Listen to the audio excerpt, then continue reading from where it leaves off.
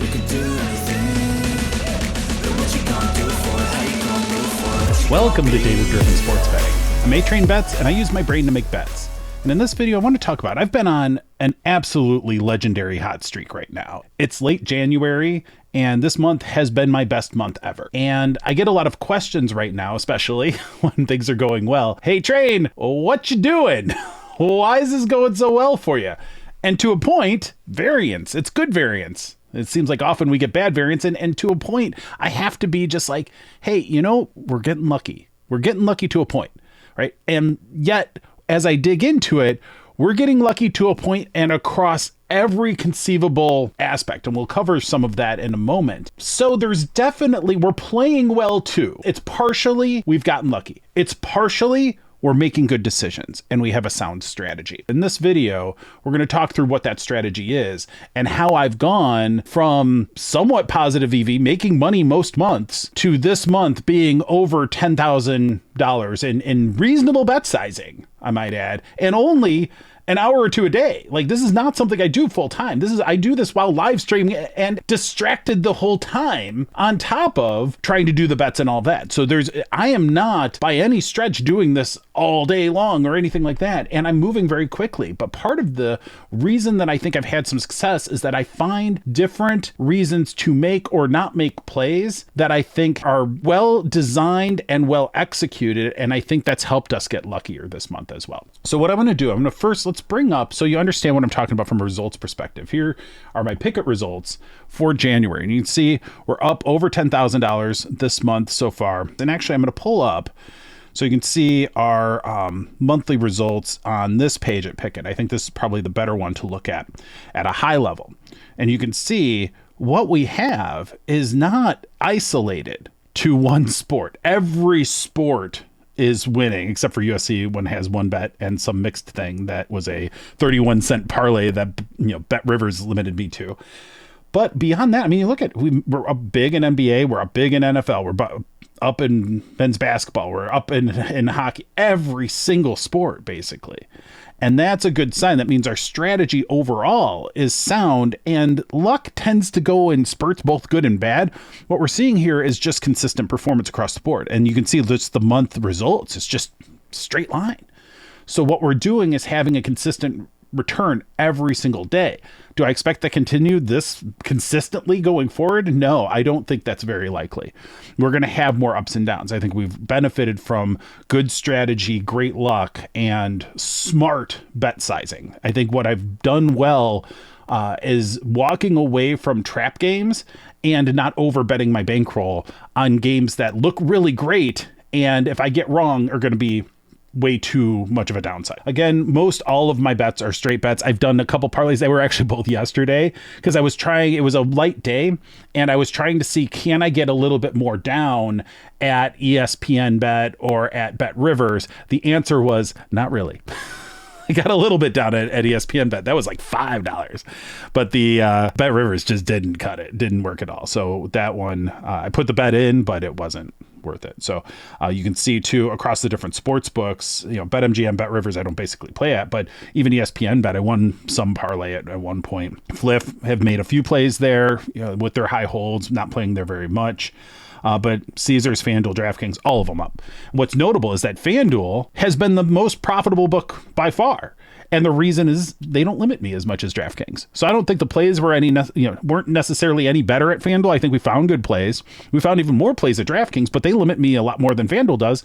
And so I haven't made as much, but you can just see the strategy has been firing across the board. And again, you can see the market types, player props, total spreads, money lines, derivatives, all up, all green, right? And so that is that futures bet that went through and different teams and stuff. That's all going to be varied. So that's what that is. But when we see this and we see these kinds of results over the course of an entire month, or in this case, 3 weeks of a month, a little more than that, what we say is, yeah, we're onto something. We're onto something here. And with all the questions that I've been getting, I think it's imperative to kind of go through that strategy in a little bit more detail and talk about a few things that I've been doing specifically during this time that I think have kept us from losing as much as they've helped us win. Right. So let's get out of there. Let's go into, and you'll see me do this on my live streams every day. but I don't go through it in as much detail. So that's what this is really about. And so the bet sizing, not much to talk about here. Bankroll, I really state my bankroll. I've got a lot more than 22,000, especially now.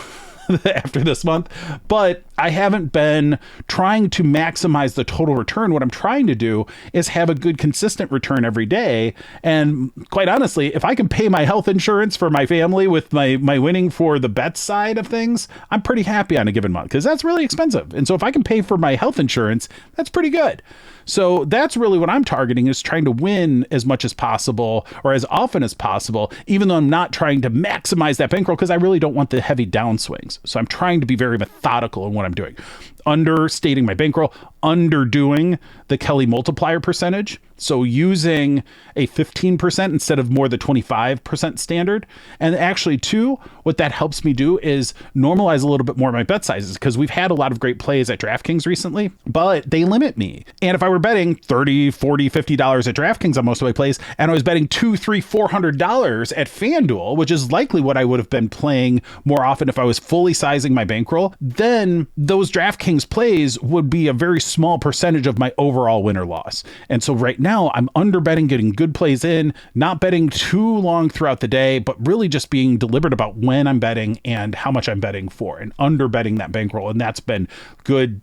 Consistent growth has led to that. And the other thing that I'll do too is that I won't bet the full Kelly bet size on some of these player amounts. So my downside is limited. I get a call wrong on a player, I might have 3 bets on that player, but if I'm only betting, $60, $80 on each of those plays, and DraftKings might have me limited on a couple or whatever, but if I max out at like 125, then I can only lose 125 on that bet. If I see this great EV play that I'm like, and Kelly tells me, I should go bet $400 on this thing because it's a 12% EV play. Well, I'm likely going to lose that, or fairly often going to lose that anyway. And that's going to put a huge dent in my daily return. So that's something that I think has been useful as well. So let's get to the weightings. Now, this is something where when I started, and in my early days of positive EV betting, and that's really what we're talking about specifically in this video. When I was doing positive EV betting, I would think, because I come from the financial industry, I would think having a broad view of the market using all these different books that have different prices and different odds, and they're doing their calculations and all that stuff. I'm like, that's how you would get to market truth. That's how the efficient market hypothesis works. That's literally how it works. The more points of view, the more guesses you have, the more likely you are to arrive at a reasonable answer. You get that bell curve. In that middle of the bell curve is where it's likely to be true. That works in efficient markets. However, sports betting is far from efficient. A lot of these books aren't even trying to come up with true odds of anything. They're just trying to get through the day. They're just trying to get enough money on both sides. And we know the public has very clear preferences on what the public likes. So public likes to see things happen. They like the overs. They like the favorites. All of these things, because they're not sensitive enough to the odds or the spread amounts or the total number. They don't do the numbers as well. They're liking the thing that they think, oh, it's a bright sunny day in Tampa Bay, we're going to get the over today. That's how they're thinking about it. And they don't realize that the numbers have calibrated for that. So as a sharp bettor, we are looking to unders. We are looking to underdogs. We are looking to the kinds of things that a recreational bettor would be less likely to want to see, because that's actually impacting the real prices that we're getting. And so because of all of this, what we've realized, and what I do in my weightings, is I just say, you know what? There's only 2 books in this entire list that I trust to try to get to the point of view of truth. And that's BetOnline and Pinnacle. BetOnline, very sharp on their player props especially. And I've had some very good luck when I lean towards understanding what BetOnline is doing on a player prop. When it's available, I'll use that. If I don't have it, then I'll use Pinnacle. Pinnacle, vice versa. Pinnacle's really sharp on non-player props, so I'll lean towards Pinnacle when that happens. But it all comes down to the art of analyzing that. And we're not actually going to go into a ton of detail with the specific plays today, because we do that every single day on the live stream, every single day. And then on top of that, I've been releasing strategy videos that go into depth about how I break down specific bet details and bet market opportunities. So that's not what the point of this is. What I'm trying to do is walk you through a little bit more context of why I'm doing things the way I'm doing on the broad picture. And hopefully that will help you understand what you might want to do in your own betting. Because again, keep in mind, I've had a really good run, but I'm only playing at a handful of books. Let's look. So the books that I'm typically playing at, these are the books that I usually have on my live stream. Some of them are offshore, some of them are onshore, some of them I have accounts at that I don't play at, like ESPN Bet or Bet Rivers. Those are ones that people have had mixed results at in various places. I haven't had that problem because they've limited me to the point where I don't play it. I'll occasionally go to Rivers Casino and play it in person, but I'm not doing that on a day in, day out basis. These are the books that I'm using, and the predominant, it's mostly Caesars, DraftKings, and FanDuel. A little bit of Fliff, and that's about it. So it's all of that. Those are things that are unique to me. Your selection of books and where you're going to play it are going to be different no matter what. But hopefully you'll understand what I'm doing with these books that will help you understand how you might want to make your plays. So when we look at the play screen, one of the things that's really important to understand is that we have the default settings, but I always hide my already bet. I don't want to see that noise. And I will always at minimum do 1.5% EV. So that's my minimum threshold. You won't see me typically do a search under this for any reason, really. So that is our bare minimum there. And oftentimes I'll go higher when I first start, especially on heavy days, because I want to get those 2.5%, 2% plays first. Especially 2% has always been my threshold with player props, but I will make adjustments to that depending on what I'm seeing in the data story that we're evaluating the market. That's why A-Train Station is so powerful, is that it allows us to look at things with a much greater context than what other tools available would do. And it's so important to do that. The one thing, if you take out one thing from this video, there's no hard and fast rules. Everything are just little weights on the scale, on either side of the scale. Do I play or do I not play? If I do play, how much do I play? That's it. Every piece of data is just adding to the piles on either side. And then you say, okay, well, what's my decision? So in this case, we'll just look at one, right? So we'll come in, we'll look at Kentucky Wildcats and South Carolina Gamecocks. You see this outlier line of FanDuel, right? Big outlier line of FanDuel. Pinnacle has some line movement to the left. Further away from that, you're 1 point off from FanDuel. This is a play you got to make. This is a play I would make in a heartbeat. Outlier line, clear outlier line, 13 points better than the next closest. You make this play, go make it at FanDuel every time. And all I need is Pinnacle to say, here's where our perspective is. The hold here is nice and low. I don't really worry about holds when it comes to the other books. You know, if they're not trying to get to truth, what do I care their confidence? If that's what that confidence actually means, I don't think they're even paying attention to that. I think they're just throwing numbers out there, trying to figure out how do we make that bet. There's different traders at a sports book that are coming up with these lines. There's different algorithms that are coming up with these lines. It is not as sophisticated as you might think. Now think about it, just for a second. Think about any place you've ever worked. Any place you've ever worked. And when you understood how it worked, was it ever as good as people think it might be? Was it like... A lot of times I did a lot of consulting in my day-to-days prior to sports betting. And I'll tell you, almost every organization I went into, I had a moment where I'm like, I am amazed that this company's even in business. I am amazed that this company actually produces anything and makes a profit at all. That's the norm out there. Sports books are probably worse than the norm. The people that they can get to take a position of the sports book to do trading on the sports bets, if they were really good at this, they'd probably be doing it on their own, right? They'd probably be betting at the sports books instead of working for the sports books, right? The people that are dealing blackjack at a casino are probably not the best advantage blackjack players in the world. That's just typically how it's going to be. No problem with that. But just recognize that the sports books are businesses, and those businesses are complex organizations made up of complex people doing complex things, all of whom have different sets of motivations in what they're doing. So FanDuel might be saying, hey, how do we get our top line, get the marketing, get the dollars, get the promos, get the people, and realize that there's going to be a bit of a hole in the bottom of that bucket where some sharp action is going to happen and take some money away. That's going to be how that goes, right? So just realize, don't think they really know what they're doing just because they showed up on your TV screen and claimed to be the king of the sports books. That's not how that works. What are their motivations? We don't know. But what we do know is that there's a historical precedent of saying this one is far enough off that you would do it. Now, granted, this goes against what I was just talking about, though, where it's like, hey, the public likes the overs. You know what? If I was forced and the line was plus 115 and I said, do I want that or do I want the under? I'm taking the under. But at plus 128, that line's far enough off that I'm like, come on, public, let's go. Let's jump on that one and we're going to go play it. So that's one that I'm going to do there. All right. I want to get to a player prop. Let's look at this NBA player prop. This is a good example. We've got deeper market here. This is the kind of situation where I would be looking to bet online. So I'm going to be looking at, right now we see the combined numbers here. We've got 2.13% at Caesars. That's the one we're targeting. All right. I'm looking at this. Okay. There's a little bit of green there. What happens if I click bet online here? All right. All of a sudden that's gone down to 1%. Well, what does that tell me? That tells me that this assists over is calculating out at a 1% edge. Okay.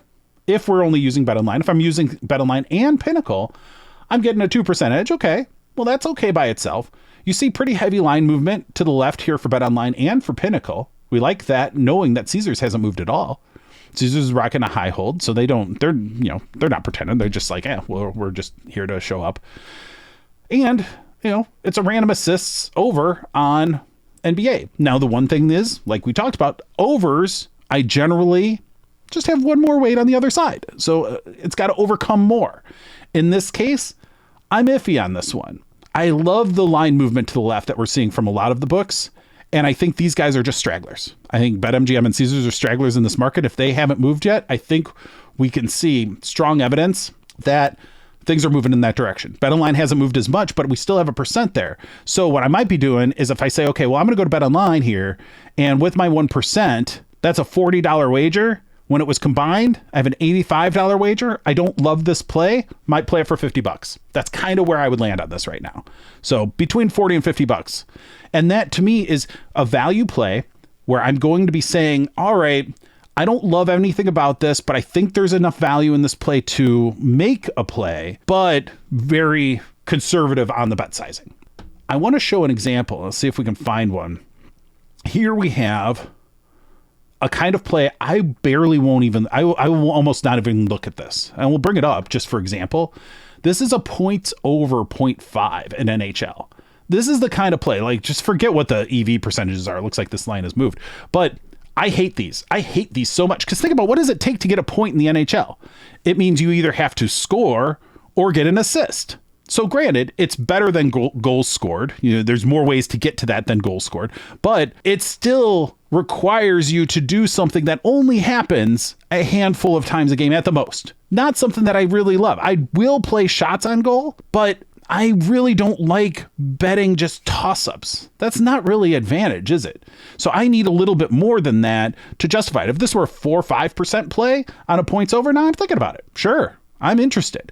But at 1%, no way. Not even close. Not even close. So I'm not even going to look at this. So I make the decision, boom, I'm moving on.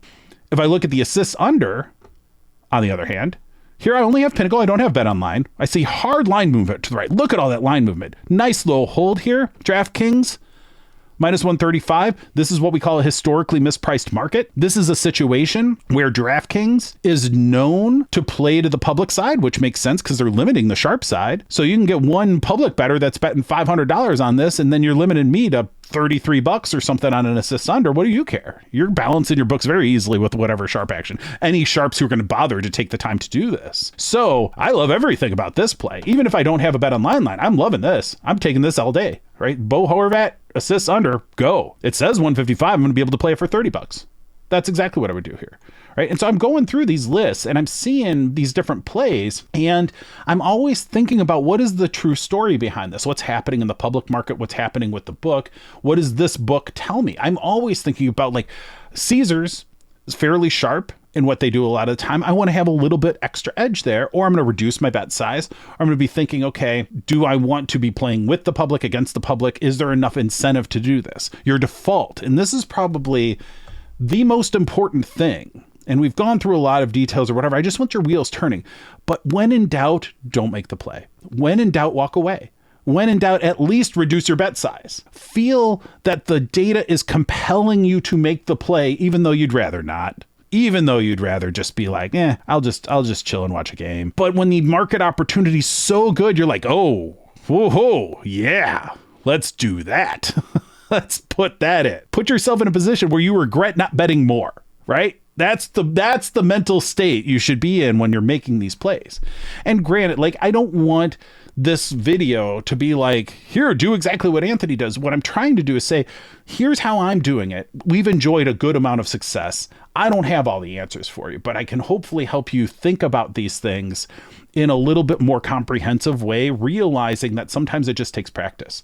So again, you're never going to go wrong under betting your bankroll. You're never going to go wrong walking away from a bet and just saying, well, let's see how that goes. Looking at patterns. And that's one of the things that we're doing with A-Train Station, that we're going to try to help you develop your strategy better by being able to analyze the patterns of bets that you've made, by analyzing the patterns of bets that others have made, by looking at trends and understanding where we're getting consistent value, where things appear to be one thing, but they're really not. There's a lot we can do as a community and within the software itself to help each other get better at this. And that's really what it's about, is to say, hey, you're playing your own game. You are betting as part of the context of a lot of bets, as a lot of games, out of a lot of days, out of a lot of different opportunities, and using different strategies to do that. Be thoughtful and be deliberate in your decision-making process. Try things out. Don't just parrot what I'm doing. Don't just say, oh, well, Train uses FanDuel and DraftKings, I should use those. Not necessarily. Depends on what time of day, depends on what you're looking at, depends on what tools you have, all of that stuff.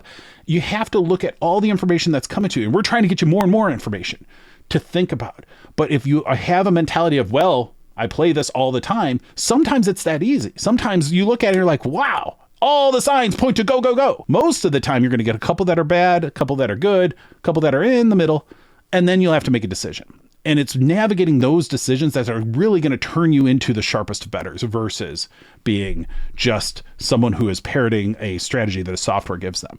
I think there's more to this. I think there's a lot more to this. And I think that with practice, with time, just like any sport, you can become much better through repetition and constant learning, constant thinking, and working with others to try to look at things in different ways. Because that's the thing, the data's there, but how you see it, how you interpret it, how you react to it, that's going to be what makes you a sharp sports bettor or not. The variance will work out. I'll have a down month this year. I'm sure of it.